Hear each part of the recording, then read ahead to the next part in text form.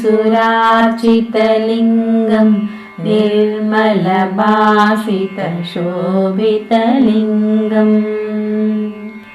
जन्मजदुःखविनाशकलिङ्गं तत्प्रणमामि सदा शिवलिङ्गम् देवमुनिप्रवरार्चितलिङ्गं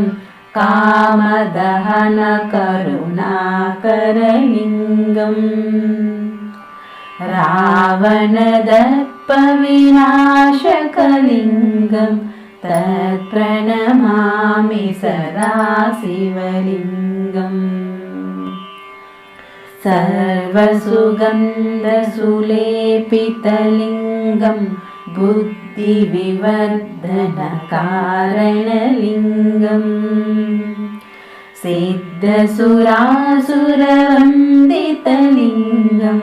तत्प्रणमामि सदा शिवलिङ्गम्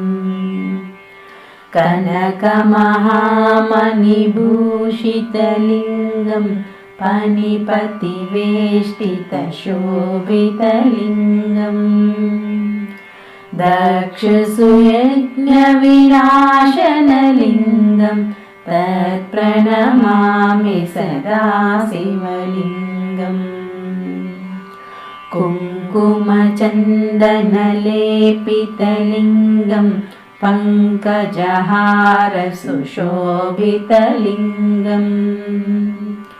सञ्चितपापविनाशकलिङ्गं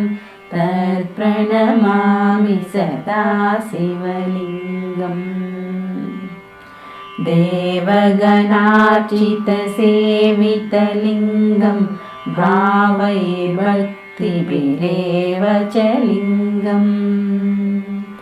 दिनकरकोटिप्रभाकरलिङ्गं तत्प्रणमामि सदा शिवलिङ्गम् अष्टदलोपरिवेष्टितलिङ्गं सर्वसमुद्भवकारणलिङ्गम् अष्टदरिद्रविनाशनलिङ्गं तत्प्रणमामि सदा शिवलिङ्गम् सुरगुरुसुरवरपूजितलिङ्गं सुरवनपुष्पसदार्चितलिङ्गम् परमपदं परमात्मकलिङ्गं तत्प्रणमामि सदा शिवलिङ्गम् लिङ्गाष्टकमिदं पुण्यं यः पठेत् शिवसन्निधौ शिवलोकमवाप्नोति शिवेन सह मोक्षम्।